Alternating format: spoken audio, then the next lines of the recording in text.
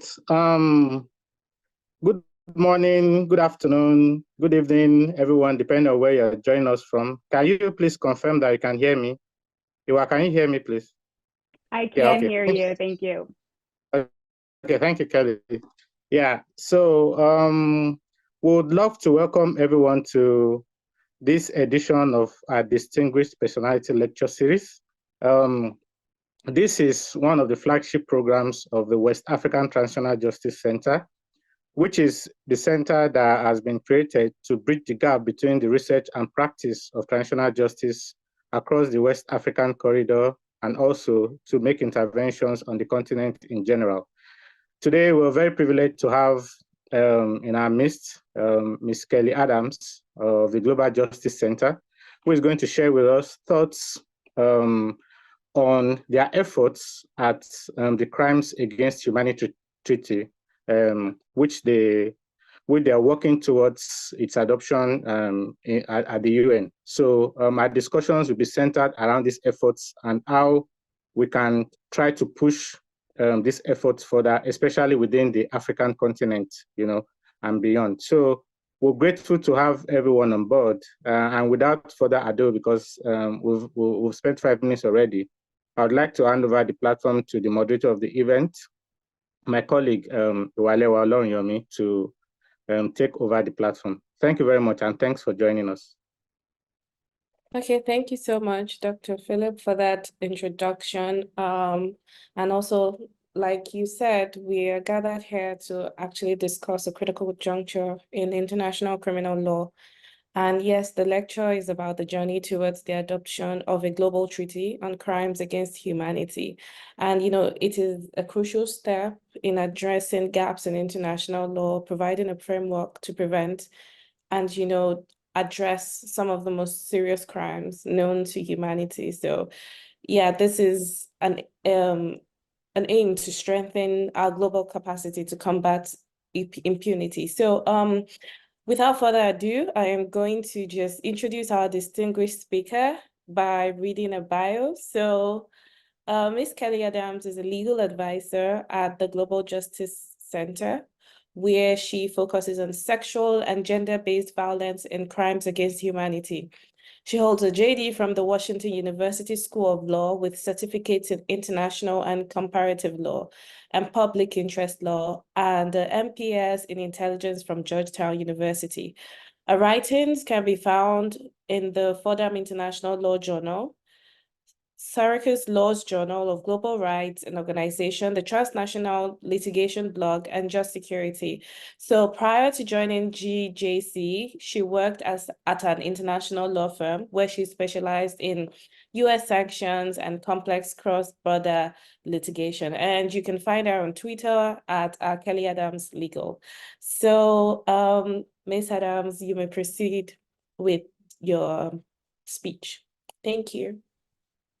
Well, thank you so much for that wonderful introduction. And I just want to take a moment to thank the West African Transitional Justice Center for the opportunity to collaborate on this issue.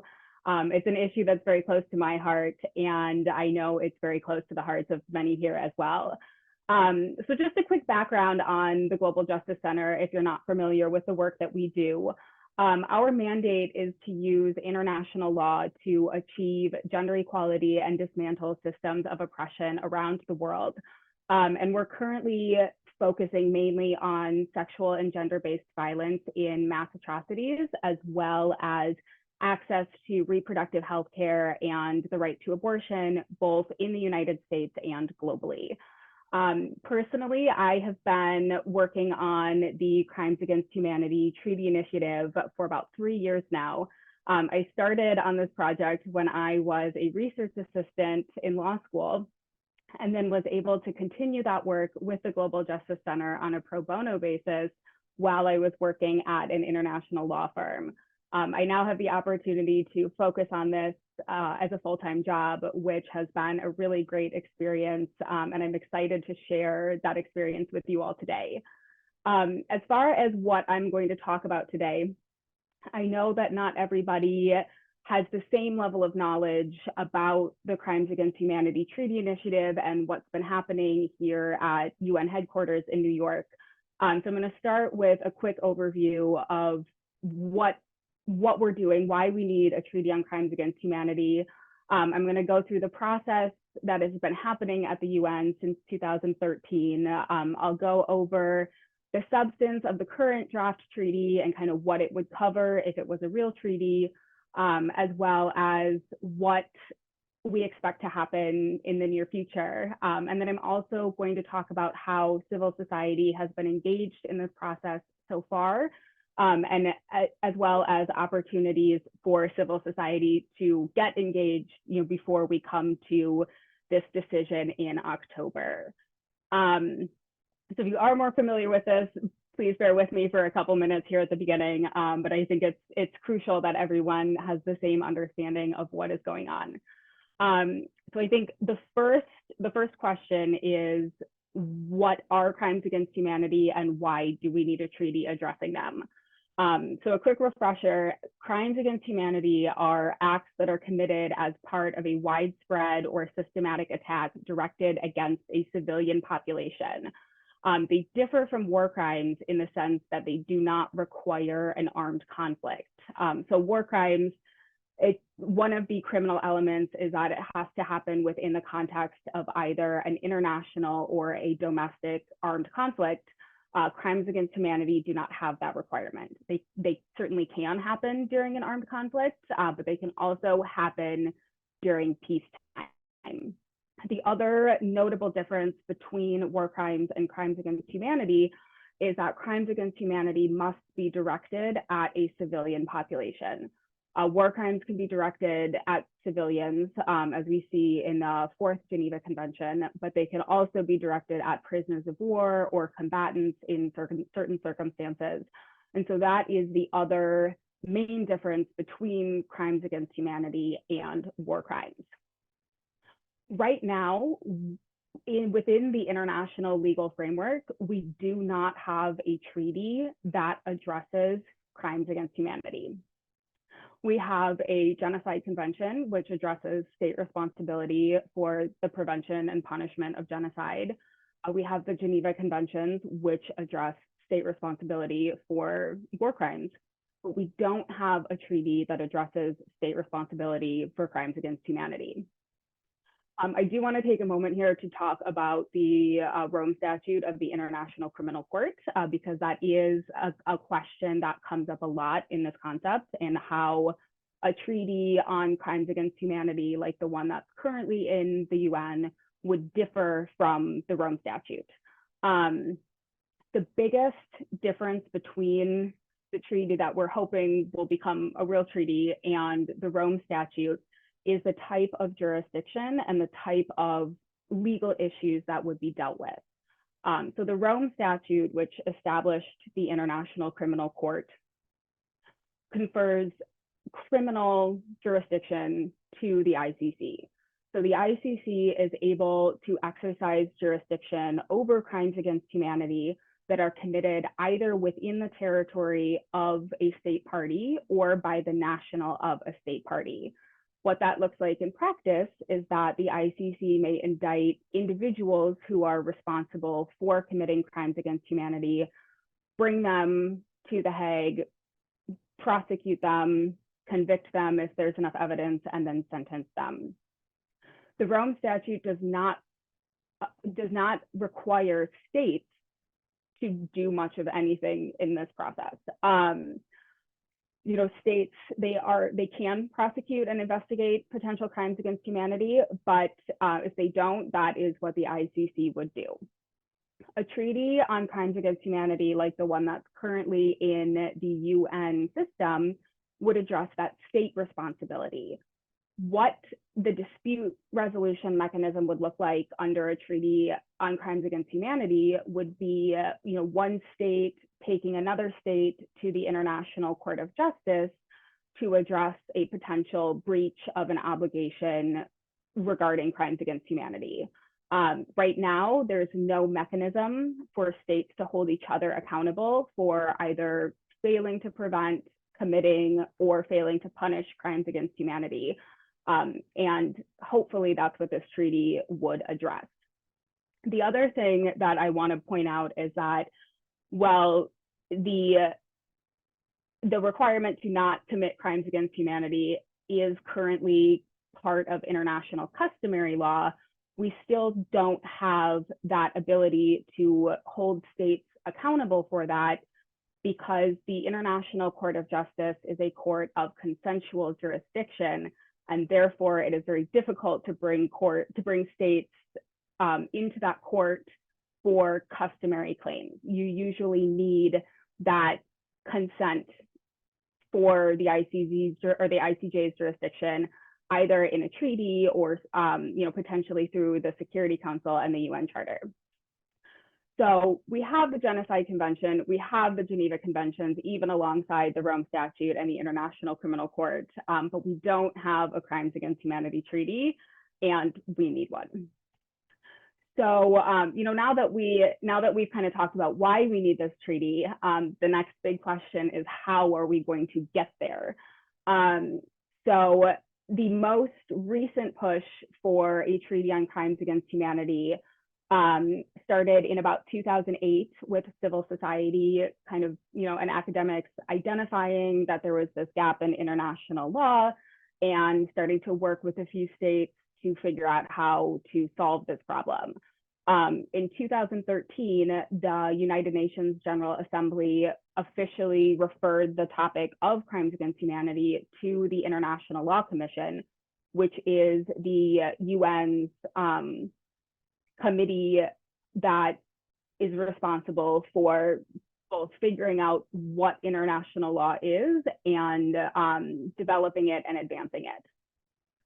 So the ILC spent 6 years on the topic of crimes against humanity, researching it, discussing it, and drafting potential draft treaties and kind of figuring out what a treaty on crimes against humanity would look like if it existed and was in line with currently existing international law. In 2019, they officially adopted their final draft, which is called the Draft Articles on Prevention and Punishment of Crimes Against Humanity, which I will be referring to just as the Draft Articles because that is a very long name. But they adopted this draft as their final draft, and they sent it back to the General Assembly's Sixth Committee with the recommendation to elaborate a treaty based on the draft articles, either within the General Assembly itself or at a conference of plenipotentiaries. So this recommendation from the ILC and the draft articles were slated to be discussed during the October 2020 General Assembly session, and then COVID happened, as we're all aware, and that really kind of pushed everything back at the UN for a while. I know that sessions were delayed, they weren't happening, it was a bit chaotic. And so the draft articles kind of languished in the Sixth Committee for a while and nothing really happened. Finally, in December 2022, the Sixth Committee adopted Resolution 77-249, which addressed the future process for the consideration of the draft articles. What this resolution said was that the draft articles would be discussed by the Sixth Committee on 4 different occasions. One resumed Sixth Committee session in April 2023, during the normal October General Assembly session in 2023, another resumed session in April 2024, and then again during the October 2024 session. And this would give states the opportunity to discuss the substance of the draft articles and to consider whether or not this was something they wanted to move forward with. 3 of these sessions have occurred, the most recent being that April 2024 session.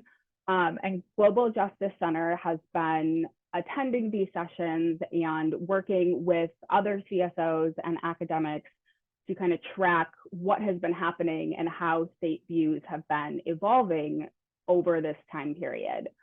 The last part of the Resolution 77-249 requires that the Sixth Committee make a decision by the end of the October 2024 General Assembly session as to whether or not to move forward into formal treaty negotiations and ultimately elaborating a treaty. I will talk more about that in a minute, as that's kind of part of what we expect in the near future. But I do want to take a moment to discuss both the substance of the draft articles as they exist right now, as well as what we've kind of seen coming from states. So the draft articles themselves are pretty short. I think it's 15 articles in an annex. So it's not a really long statute, like the Rome Statute is quite expansive. But some key provisions within the draft articles. Number one is Article 2, which contains the proposed definition of crimes against humanity. One thing to note is that this definition is almost identical to the Rome Statute's definition of crimes against humanity. There's been a few changes and a few updates, such as the exclusion of the definition of the word gender, because the Rome Statute was drafted 25 years ago, and the ILC recognized that there has been updates in our understanding of certain terms. But for the most part, it's very, very similar to the Rome Statute. And the reason for that is because the Rome Statute was the most recent time when the definition of crimes against humanity and that discussion of what is and what is not a crime against humanity was discussed widely between states. The other important part of the draft articles that I think is new is the obligation for states to prevent and punish crimes against humanity. So what this means is that there would be an obligation for states to take legislative, administrative, and whatever other necessary measures within their own jurisdictions to ensure that crimes against humanity don't happen. A very easy example, and potentially an implicit obligation within the current draft of the draft articles, would be for states to codify crimes against humanity within their own criminal code. So everyone within their jurisdiction understands that this behavior is prohibited. What this also means, and I think potentially is another really good reason as to why we need this treaty, is that states can be held accountable for the failure to prevent or the failure to prosecute or punish crimes against humanity, even if they're not involved in them. We are unfortunately aware that there are governments that commit crimes against humanity, on their own. But there's also instances where non-state actors are committing crimes against humanity, where the ICC would only have jurisdiction over the specific individuals who allegedly committed those crimes. A treaty on crimes against humanity based off of the draft articles would permit one state to bring another state to the ICJ and hold them accountable for permitting non-state actors to commit crimes against humanity within their territory. So I think that's a really important mechanism to note, because it's not just holding states accountable for committing crimes of their own, but it would also be a way to hold states accountable either for not taking sufficient measures to prevent crimes against humanity or not taking sufficient measures to stop them and to prosecute them or investigate them if they're happening without the state's involvement. It does also contain the obligation for states not to commit crimes against humanity, but that, I think we've said enough about that. Other provisions that are in the draft articles include a baseline mutual legal assistance provision. I know that there are many states that have mutual legal assistance treaties either bilaterally or, as part of broader treaties. But this treaty would also include sort of baseline mutual legal assistance to ensure that even states that may not have that agreement in any other capacity would still have some way and some obligation to assist states in prosecuting and investigating crimes against humanity should they happen. There are also articles discussing due process rights for alleged offenders, as well as reparations and rights of victims. So what we've seen in the UN session so far is a majority of states support the negotiating of a treaty on crimes against humanity. Based on our tracking and also depending on who you talk to, we currently are counting between 90 and 120 states that have explicitly stated on the record that they are in favor of moving forward with treaty negotiations. There's been a minority number of states that have opposed the elaboration of a treaty on crimes against humanity. I think it's about 10 or so. And during these discussions, we've heard some common objections from states that are either actively opposing or haven't yet made a decision. One common objection we've heard surrounds the Rome Statute, as not all states are party to the Rome Statute. We've heard questions and concerns that the definition of crimes against humanity is too similar to the Rome Statute. And there's also a reference to the Rome Statute in the preamble. And there's been concerns that a treaty on crimes against humanity may somehow either affect obligations regarding the Rome Statute or potentially obligate non-state parties to the ICC.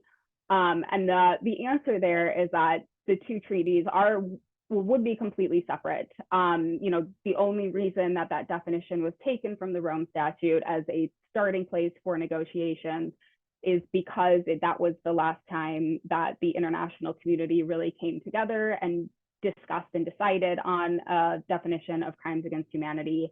And there would not states that were party to a future treaty on crimes against humanity and not party to the Rome Statute would have no obligations to the ICC. Another concern that we've heard from states during these discussion sessions is that there's too much disagreement between states on the substance of the draft articles and that they need more time to discuss them. I think generally our response to that would be that first, the states agree on a lot more than they disagree on, and most of the disagreements have been over, specific provisions or the way things are worded in the draft articles, which leads into the next response to that objection, which is that is the point of formal treaty negotiations. Right now the question really is, are we going to negotiate a treaty? And, the disagreement regarding substance, that is something that can be handled during formal negotiations. Finally, the last objection that we've heard is that a treaty is unnecessary because crimes against humanity are already covered in international law. And that's a question that I kind of addressed earlier as well. But the answer is that we don't have a mechanism for state responsibility on crimes against humanity. And we have the Genocide Convention, we have the Geneva Conventions, and no one is arguing that these treaties are superfluous. So generally, over the past couple of years, we've seen an increase in state support. And as we are coming up to this final discussion session, we're picking up on a real momentum by the states in favor to make sure that this initiative moves forward. So jumping back to the process a little bit here, as I stated earlier, per that resolution 77-249, the Sixth Committee has to make a decision on the ILC's recommendation to elaborate a treaty on crimes against humanity by the end of this upcoming October General Assembly session. The day that the states will be discussing crimes against humanity is October 10th, and this decision could potentially come then. We expect it to take a little bit more time, and we're expecting it to come in much closer to late November, which is the end of the General Assembly session this fall. The biggest challenge that we're currently looking at with this treaty. I mentioned earlier that the majority of states are explicitly supportive of moving forward to negotiations. But the biggest roadblock we're facing is that the Sixth Committee operates based on consensus. There's no legal requirement for them to do this. It's not in the UN Charter. The other General Assembly committees often take votes, but traditionally the Sixth Committee has operated on this consensus basis, and we expect that to be a point of contention as they make their decision. What consensus means is somewhat up for debate. We've had this conversation with multiple different states and we've gotten different answers. But in theory, what it means is that a single state in the Sixth Committee could block negotiations on a treaty. So if one single state were to raise their hand and say, we don't think that we're ready to negotiate a treaty, then it wouldn't go forward. What we've also heard is that, once you have 150 or so states that are pushing for something, you're kind of in the clear. States also have the ability to dissociate themselves from a consensus, which is very similar, I think, to abstaining from a vote. They would basically say, we don't agree with this, but we're not going to block it, so it can still move forward. As far as that question of voting, if a state were to block this through consensus, whether or not it would go to a vote is also a question that we don't have an answer to. Some states have expressed that they're totally fine with moving to a vote. Other states, even if they're very supportive of moving to negotiations, are much more hesitant to take a vote on it. So this is one sort of area that we have been dealing with in our advocacy strategy, which we can talk about a little bit later. But as far as outcomes go for this upcoming decision, I think there are three most likely scenarios. The ideal scenario would be moving into formal treaty negotiations and elaborating a treaty on crimes against humanity. A less ideal situation would be the establishment of another round of discussion sessions. I don't think this would be ideal because based on what we've heard, a lot of the same conversations are happening over and over at this point. I think the states they've discussed what they can and shared their views. And at this point, any other conversations would really be better had in that negotiation situation. Worst case scenario would be that the Sixth Committee sends the draft articles back to the ILC for further research and changes to the draft articles.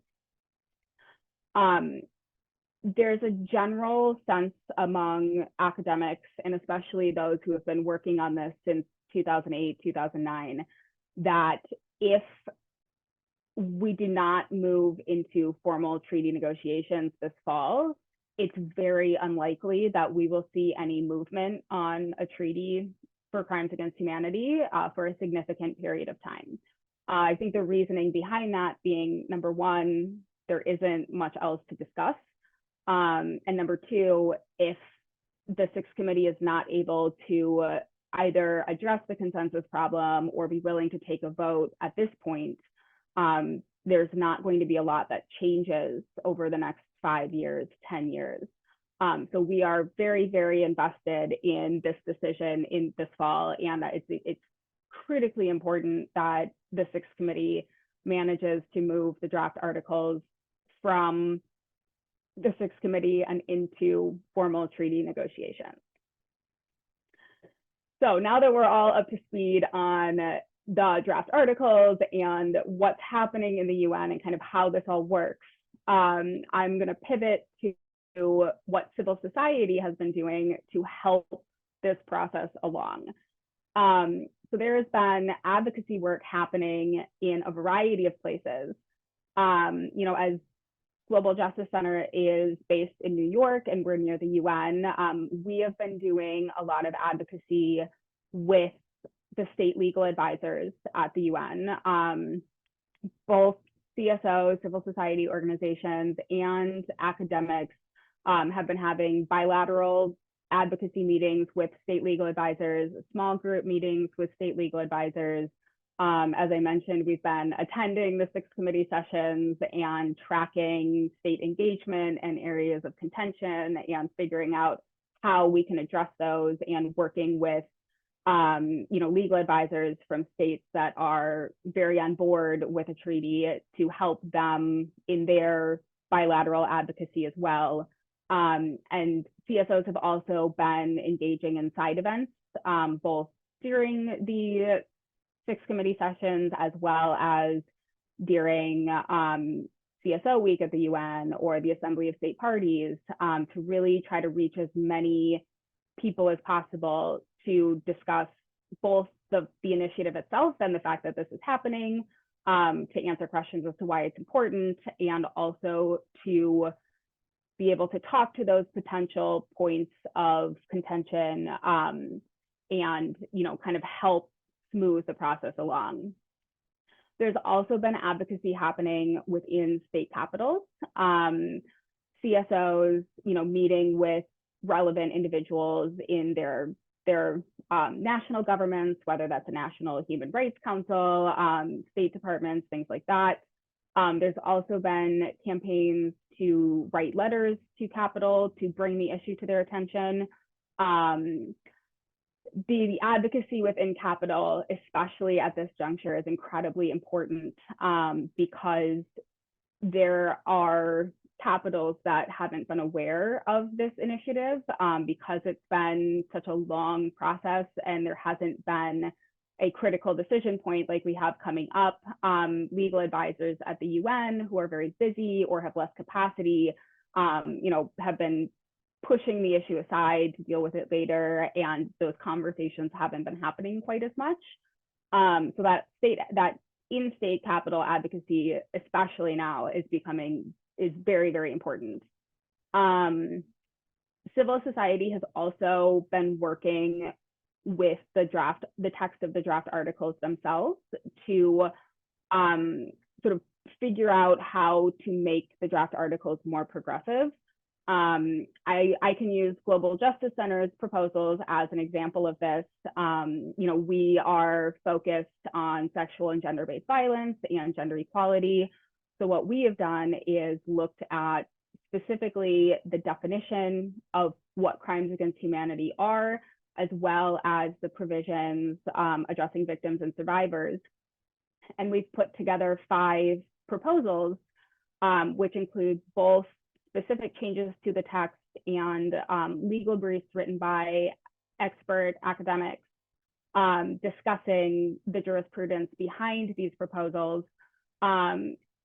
Our proposals are, we're proposing to include forced marriage as an enumerated crime in the definition. We've suggested some minor textual changes to the definition of forced pregnancy and the addition of reproductive violence.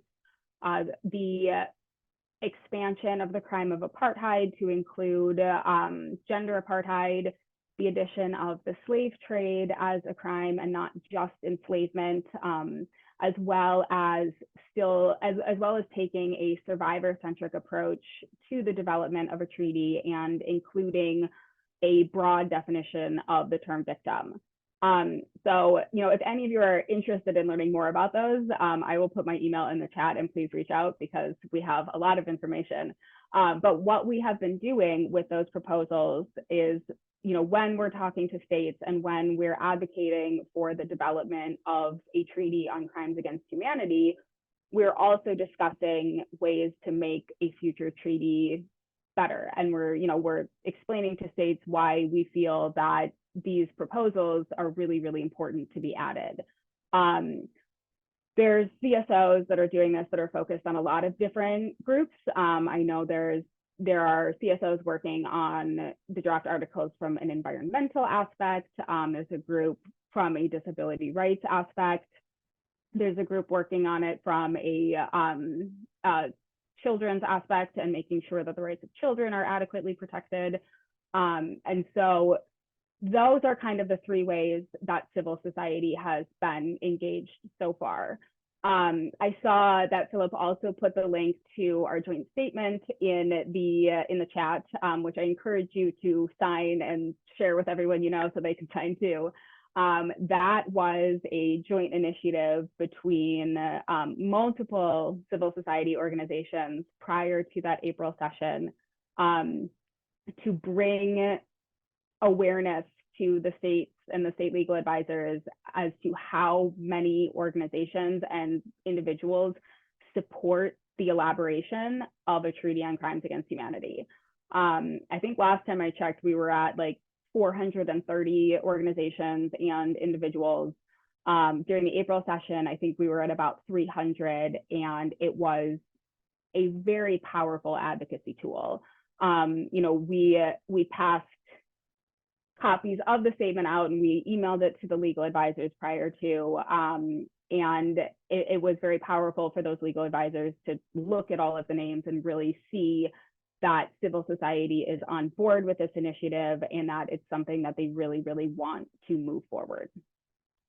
Now, moving into this last push here where we have this October decision coming up, Global Justice Center in particular has kind of focused on a two-pronged strategy. We're still advocating for the inclusion of those gender proposals, and we're still working with states to kind of build a record of support for a gender competent treaty.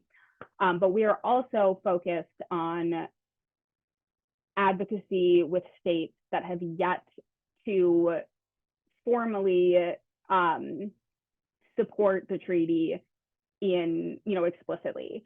So there's a decent number of states that have not said anything during the resumed session, or they've made comments on the substance, but have not come out one way or another as to whether or not they want to move forward with those negotiations. Since we have that issue of consensus, and the easiest way through it would be to just have consensus,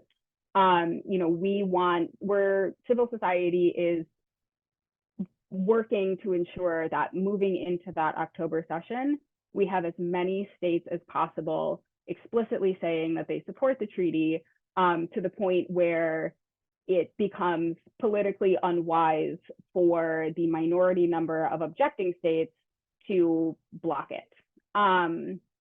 So we have been working with African states because Africa has the highest number of states that have not formally expressed a position on the treaty.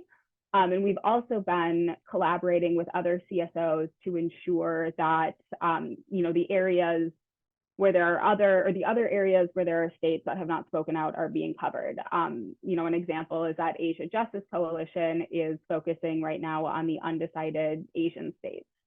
So we have been, working with African states, but moving forward to how civil society can get engaged now, and what civil society in general can do to make sure that we move on into formal treaty negotiations.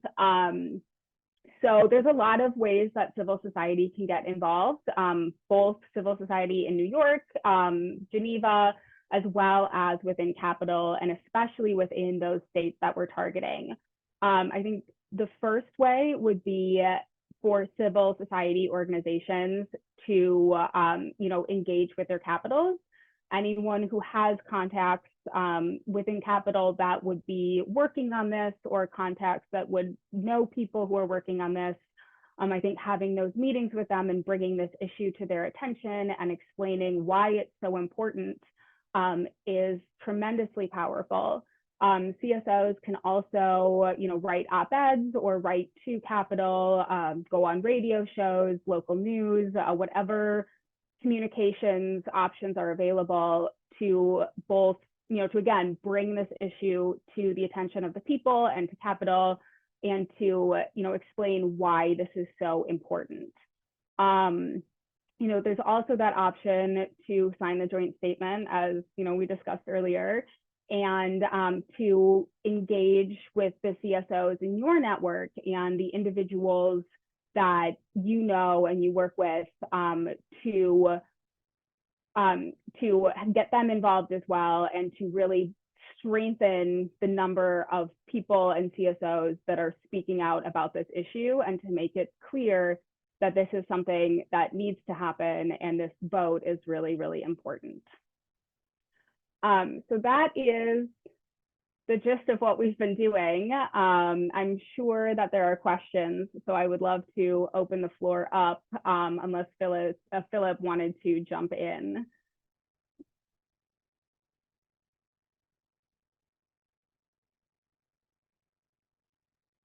Thank you so much, Kelly, for that wonderful presentation. Before we open the floor, I would just like to say that I particularly like the way you've defined it, the way you've provided a current legal landscape.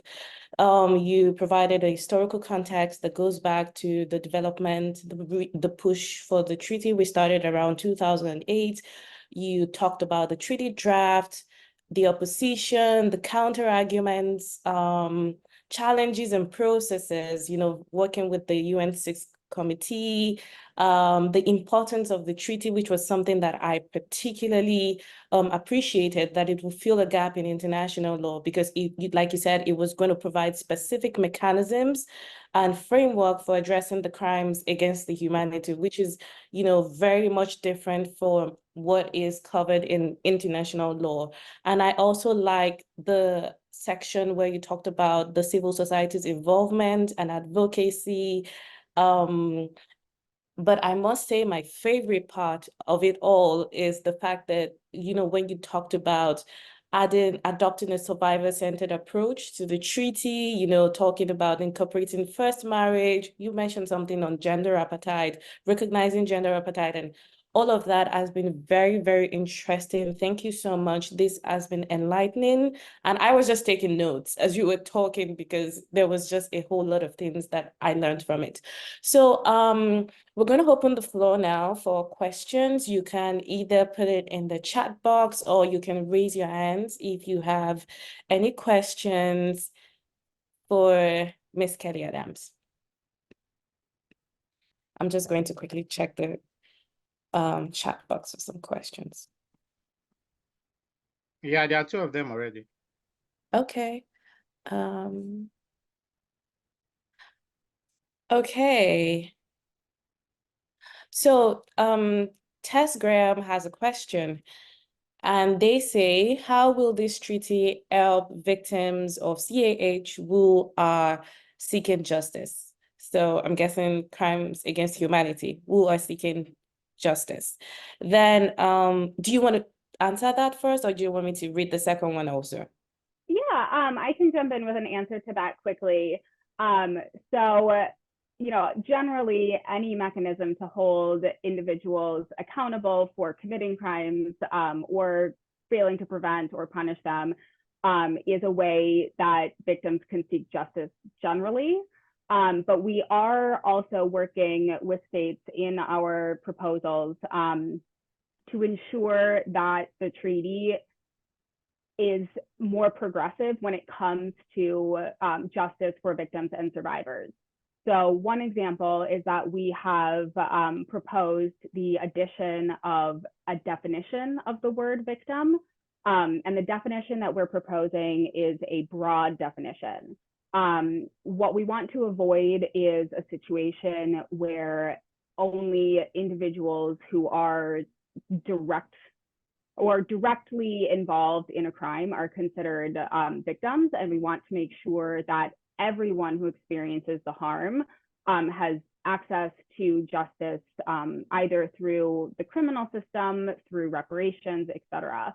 I think a good example that explains a little bit better what I'm talking about is victims of the crime of enforced disappearance. Obviously, the individual who is disappeared is a victim of that crime, But what we've also seen as international criminal law has developed is that the impact of that individual's disappearance and the impact of not knowing what happened to a loved one on the family and close friends of the victim can rise to the same, or can rise to a level of harm that is sufficient to be considered a victim as well. And so that's one way that, you know, it would help victims of crimes against humanity who are seeking justice, you know, to make sure they're included in that definition. But the other thing that is somewhat in the draft right now, and we're working with states to expand, is access to reparations that don't require victims to go through the court process. Right now in international criminal law, it can be challenging for victims to access reparations or justice because it may involve having to testify in court. It may require a conviction, and those systems can often be re-traumatizing for survivors. And instead, we would like to see a reparation system that states are required to set up that is easier to access than that long process. So Tess, I hope that answers your question, but I think it would help in a lot of different ways. Okay, so we have another question.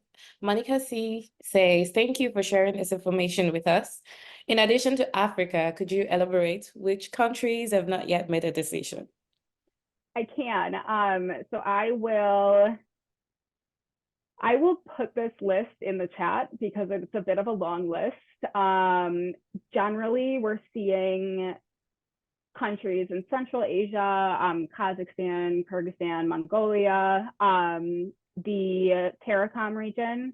The vast majority of Caribbean islands have not yet spoken out. Then we have the Pacific Island states as well. Many of them have not taken a decision. And then we have a few in Latin America, a few in the Middle East. And yeah, so I think I'll put this entire list in the chat, but that's kind of the landscape we're looking at, mostly Africa, Pacific Islands, and CARICOM. Okay. Finally, we have some Laura, who says, I would like to know a little more about the process of engaging with states, because I assume they also would like to have a say in the content of the draft articles. Yes. So the engaging with states, it really kind of depends on which state you're engaging with. You know, some of them have been involved from the start, and you know their capital is really invested, and so the engagement with them tends to be figuring out how we can work together to get less engaged states more engaged. When it comes to engaging with states that haven't been as engaged or potentially more reserved, at this point, the engagement is mainly explaining the process and bringing the issue to their attention. And you know, we do discuss the content of the draft articles, you know, especially with our proposals. But I think the biggest talking point right now is that the only way that the states are going to have a say in the content of the draft articles in the future treaty is if we move into formal treaty negotiations. So, you know, the time for the content is in the negotiations, and that's really when the states will have the chance to, you know, actually make changes and create the treaty that they'd like to see. Right now, it's just support for moving into those negotiations. Okay, I also have some questions. So, okay, let me just quickly go back to my notes. Okay, I wanted to ask how the proposed treaty aims to address the issue of state responsibility for crimes against humanity, especially in cases where the state itself might be complicit. So, yes, yeah. Yeah, that's a great question. I will preface this with reminding everyone that the draft articles will probably change during actual negotiations. So I can speak to, I can speak to what we have right now, but that may not be the case.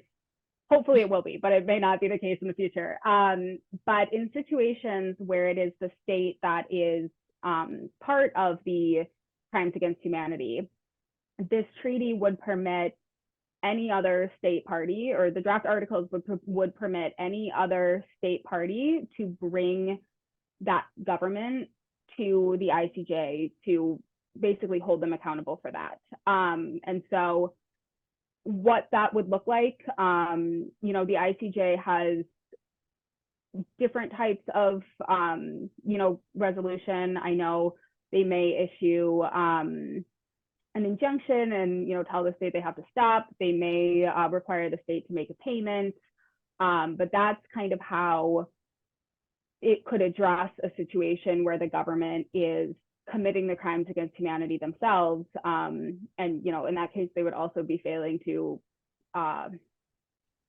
prevent them and also failing to punish them.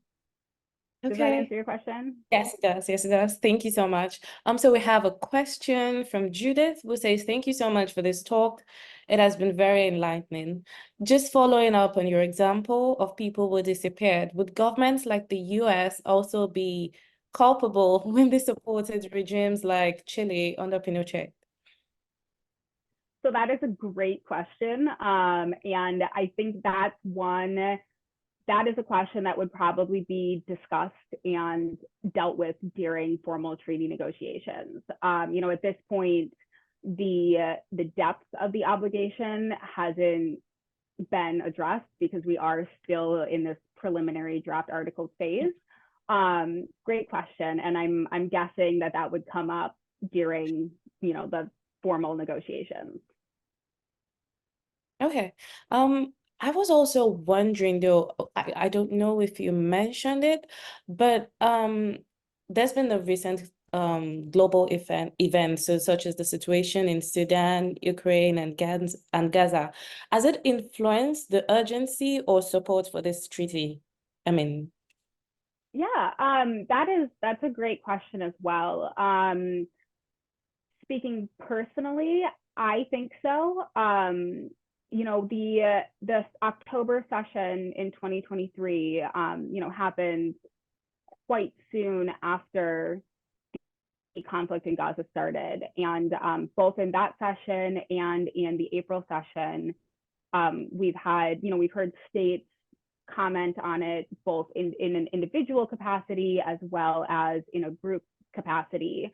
For example, I know that in the April session, the Arab group made a statement on that situation that didn't express any views on whether or not a treaty should be negotiated, but they brought it to everyone's attention. So I think it has influenced the conversation for some states more than others, I think. But yeah, I know it's been discussed. Okay, so I also have a question that was sent personally to me, and it says, is there a mechanism in place to ensure there is no conflict with the proposed treaty and extant laws in terms of implementation? That is another great detailed question that I think would be addressed more during those formal treaty negotiations. Yes. Yeah. Okay, do we have any further questions, please? I don't think so. So I'm going to, is Dr. Phil there? Because then I'm going to take it to him to say some final words and then we can just wrap it up. Is he?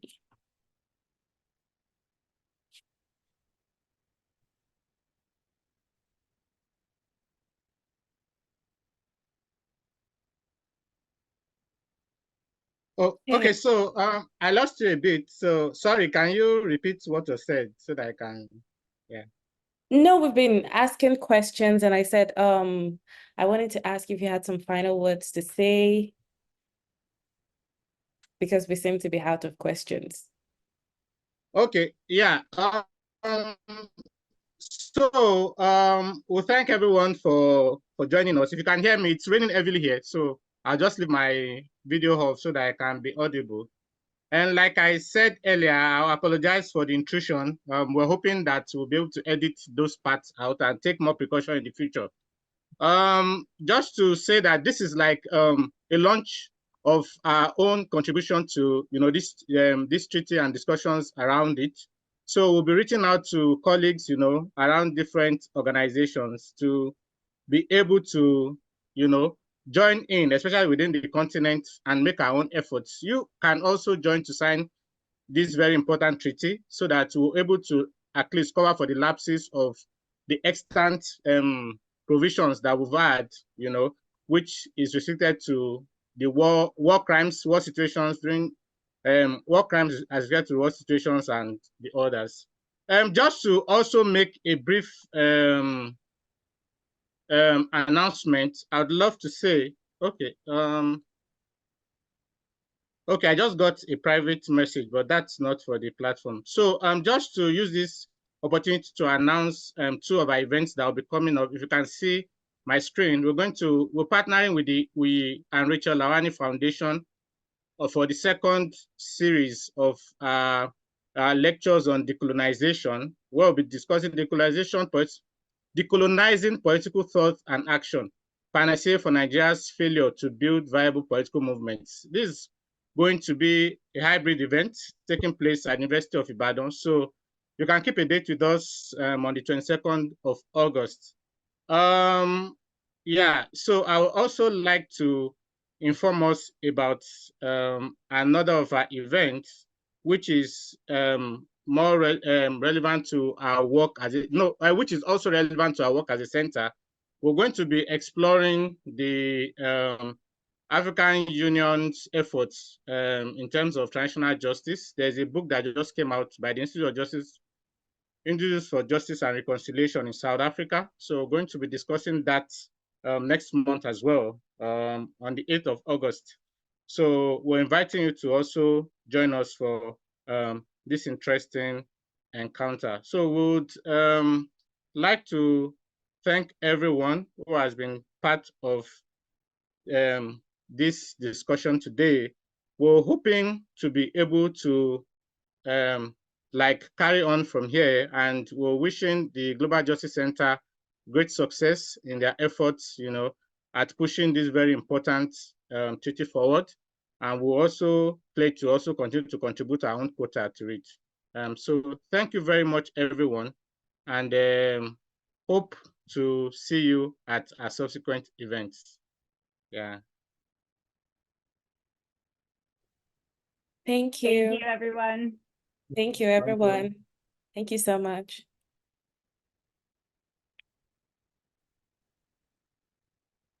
Let's see.